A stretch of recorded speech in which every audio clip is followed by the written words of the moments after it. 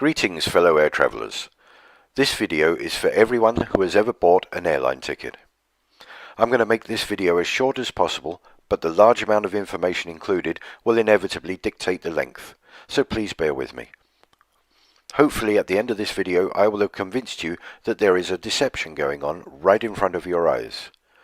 This affects every person that has ever travelled on a modern day airliner. If you're not convinced, then I hope that this information will have planted a little seed of thought that you can use later on when something else related comes to light. We have been told that the fuel for a flight consists of about 50% of the ticket price. We have accepted this information for many years. What if that information was wrong? What if the manufacturers knew this and chose to keep it quiet? We've all experienced walking up the airplane steps, stopping in the queue and looking around. We look at the wings, we look at the engines, and marvel at the size of these amazingly powerful pieces of modern technology. Sometimes we also see the fuel being pumped into the wings. We think nothing of it. But what happens if we put our common sense hat on and take another look? The Airbus A380 is a truly amazing feat of engineering. In a purely bums-on-seats configuration, this aircraft can take almost 900 passengers. A typical coach takes about 50 passengers, so the A380 can take approximately 18 coachloads of people. That's a lot of people.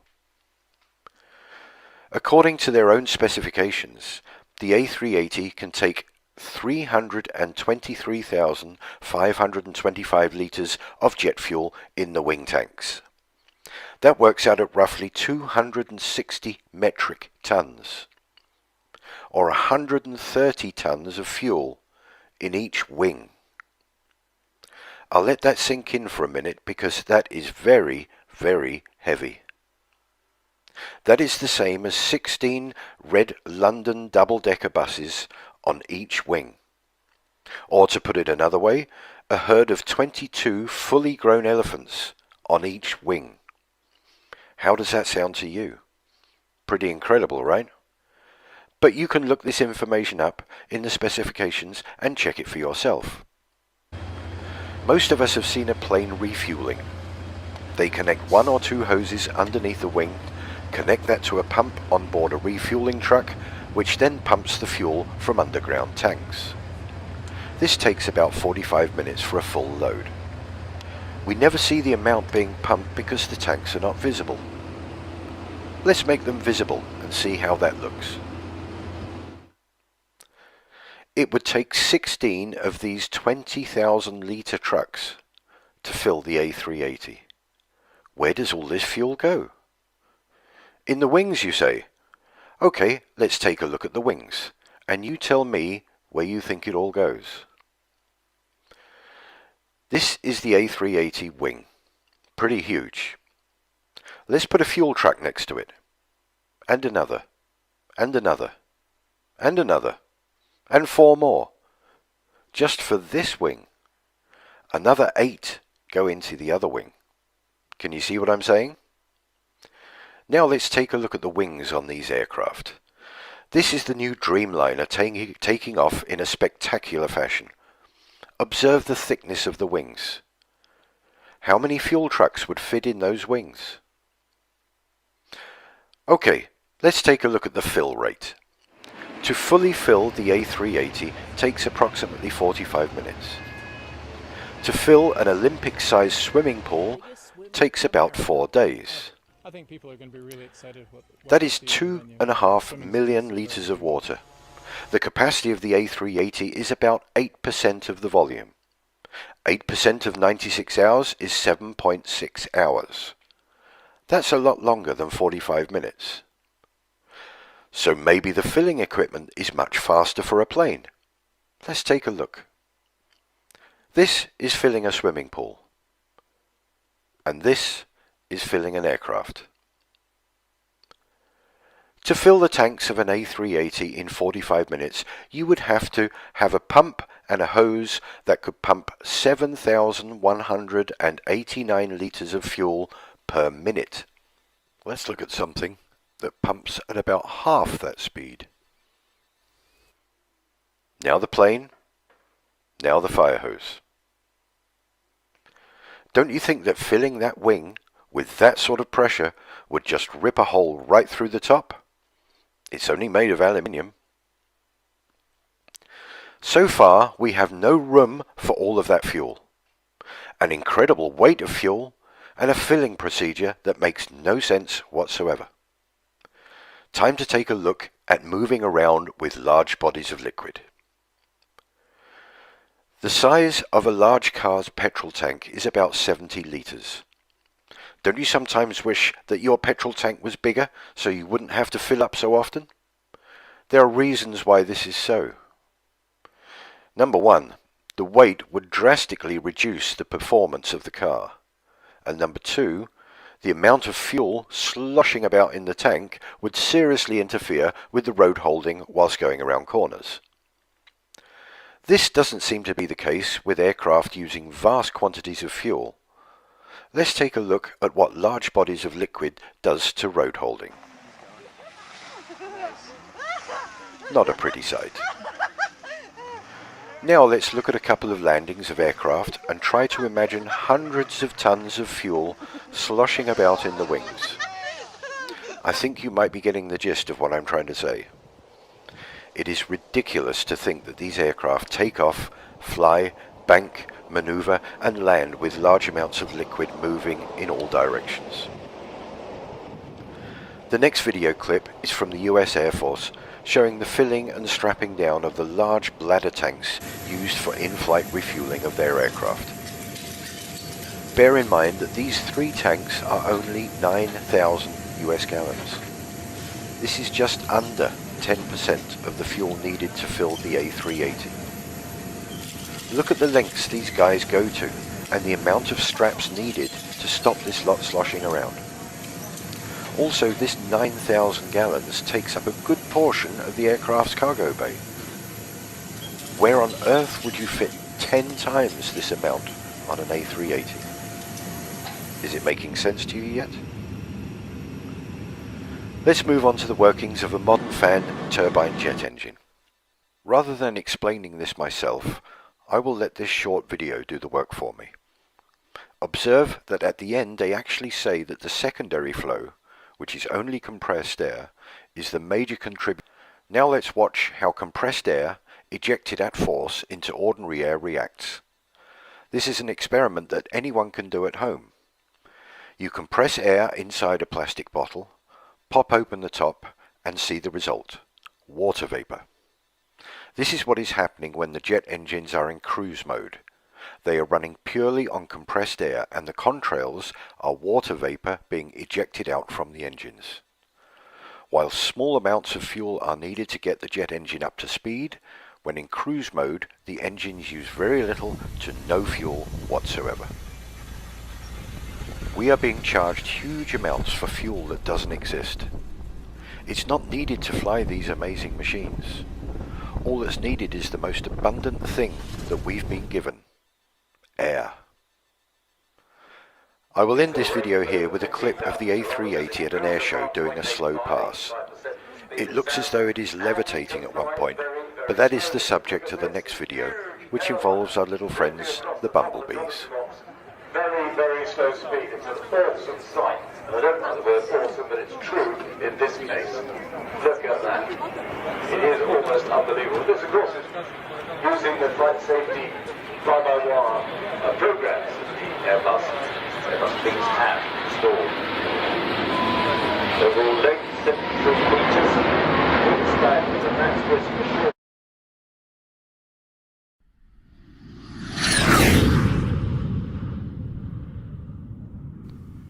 In part 1, we looked at the ridiculous amounts of fuel supposedly being pumped into these aircraft, and the possibility that the technology being used is way beyond the level they are telling us.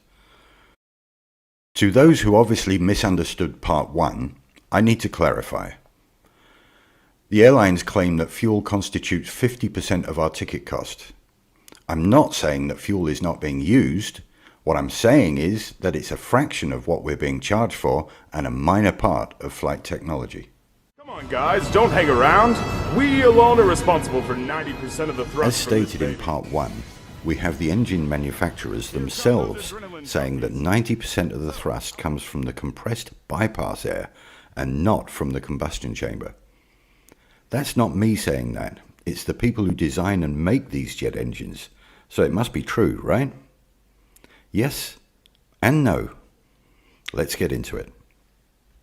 To make sense of all this, we have to embrace the idea of the ether. The ether was a totally accepted element in the past. Before Einstein and his wife concocted the widely acclaimed relativity theories, everyone, including all of the scientists, knew the existence of the ether. In one fell swoop, Einstein got rid of the ether and everybody else followed suit. The age-old technologies used in the design of these aircraft and engines also utilize the properties of the ether. That's the bit they're not telling us. To do so would fly in the face of contemporary scientific thinking, and they would be forced to recognize the existence of this hugely important element. I said at the end of part 1 that I would be mentioning our little friends the bumblebees. Well, to do that, I first have to bring you up to speed with Victor and Victor. If you visit Victor Schauberger's Ripley's Believe It or Not page, you will find it sadly lacking in important information. This man was a master at decoding the secrets of nature, a prolific writer and far ahead of his time, yet the mainstream scientists chose to ignore his work and label him a nutcase. Just this fact should throw up a plethora of red flags with people. This man dedicated his whole life to the study of nature, and he came up with some truly fascinating stuff. Levitation, propulsion through the ether, and implosion technology, to name just a few. Let's start with implosion technology to show you that he wasn't just making this stuff up. As you will see in this clip, the gas that she's holding would normally be enough to blow a gaping great hole in her hand, but it doesn't. That's because it implodes rather than explodes. The force goes inwards rather than outwards. Implosion technology. In 3, 2, 1. Okay? You could judge by the loudness of the implosion that there was a great deal of energy created. Enough to seriously injure her, but apart from being slightly shaken up, she seems fine.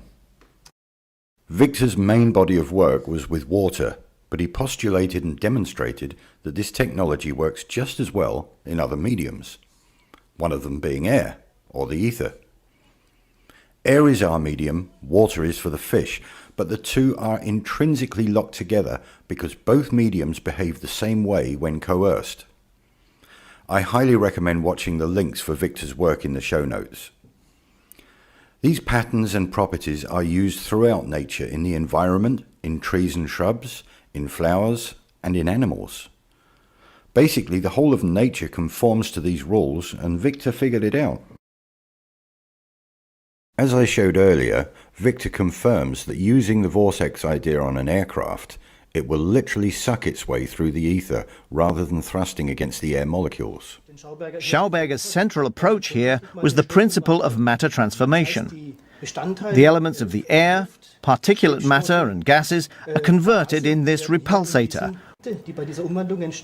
One part escapes through the ring rotator, and the radiation energy, Schauberger talks about synthesis electricity, is emitted through the central axis. The repulsin creates a biological vacuum along the axis in front of it, into which the aeroplane is sucked.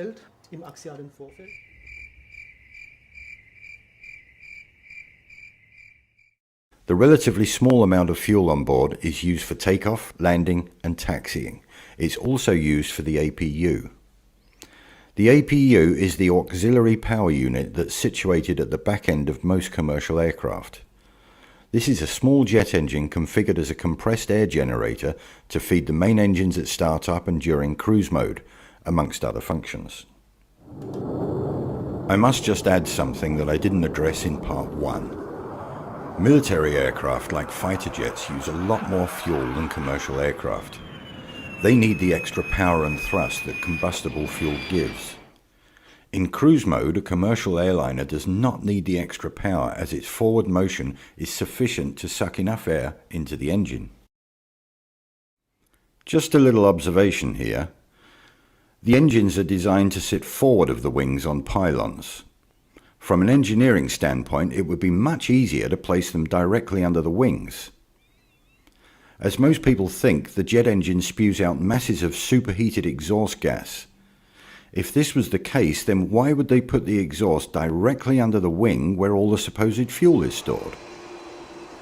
Next time you look at an aircraft, try and find the scorch marks under the wings from all of the super hot gases. You won't find any. The small amount of hot gas being ejected from the combustion chamber is surrounded by cooler, compressed air. Don't you think that these people should be in hospital with nasty burns from the super hot gases?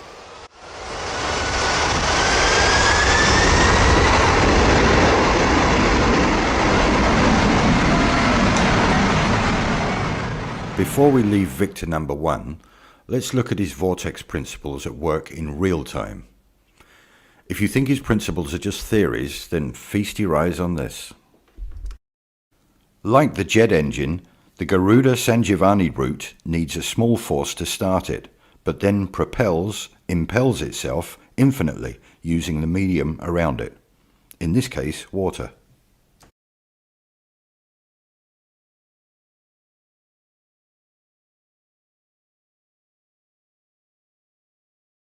Despite the downward force of this water, the route impels itself even vertically, just as the jet engine does through the medium of ether.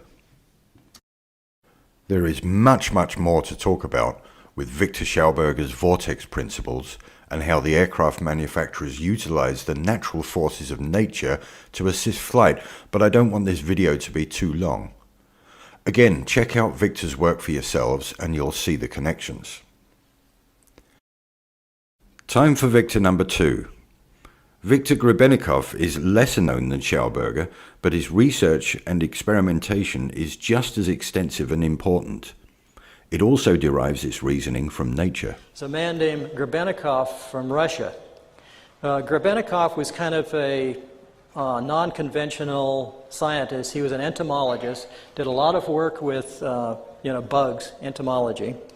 And his favorite thing was to go out into the steppes of Russia and into the various outer hinterlands and camp out in the summers and study his favorite subject.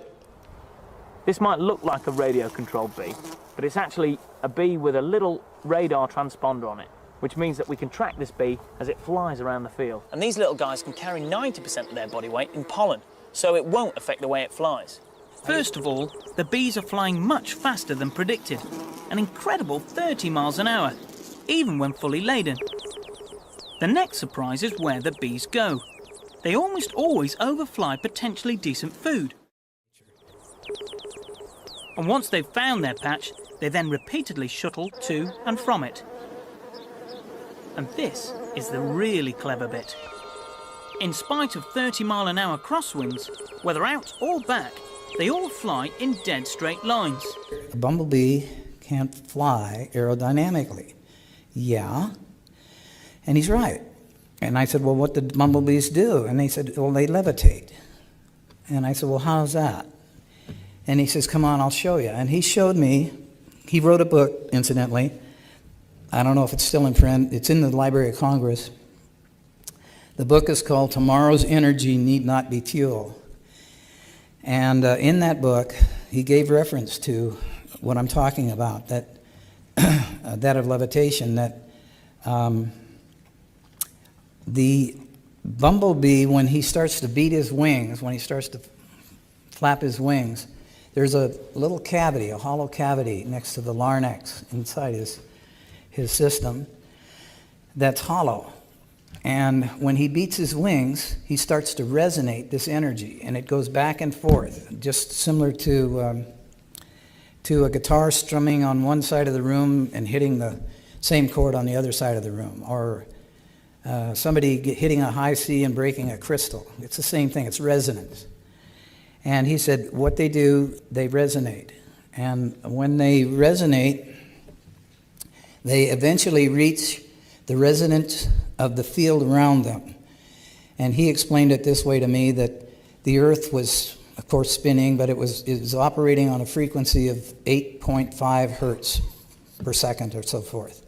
And he says once this bumblebee hits that resonant frequency of its surroundings, it becomes a free agent.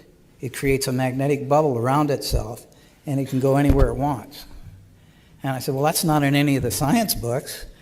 He said, I know. You probably never see it there either, but that's what happens.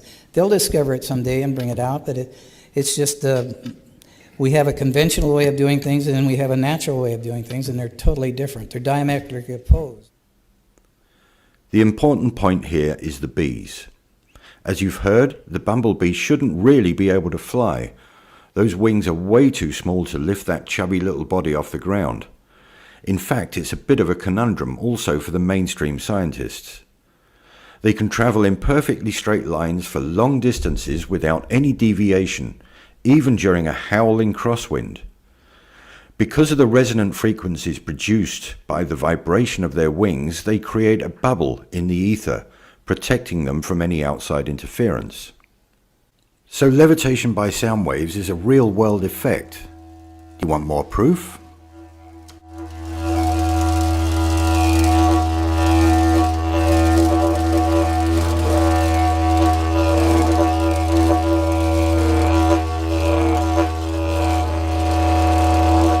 That the bug wings themselves were creating an anti-gravity phenomena under certain conditions. These technologies are known and used in modern-day aircraft manufacture. The vortexes being produced are helping the lift properties of the aircraft. This is why the engines are forward of the wings. If they were underneath the wings, then the vortex wouldn't do its job. It has to flow over and not under the wing. Next time you fly, try to listen to the hum of the engines.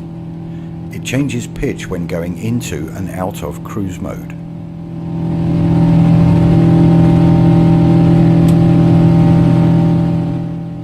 Just pure speculation here, but there are large cavities in the wings, which are tested with compressed air and not liquids, by the way, and the engines produce a distinct hum, just like the bees do.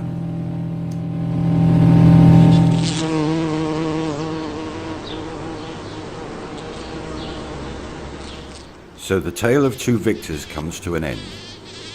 I highly recommend watching all the video links in the description box, as you will gain a much better understanding of the natural forces at work here. As always, this is just my own musings, and they are by no means definitive, but the scientific evidence and the observable effects definitely backs up the theory. Two highly intelligent gentlemen that have had their research largely ignored by the mainstream scientific community, but the manufacturers are covertly using the technology to fly their planes. As per usual, it's us, the consumer, who's losing out, while these huge companies are reaping the financial benefits. In part 3, we will look closer at the fuel tank explosion suppression techniques using the inert gas nitrogen. Nitrogen doesn't burn, but the question is, how fast does it expand when vaporized? Stay tuned and see you in part 3. Thank you for watching.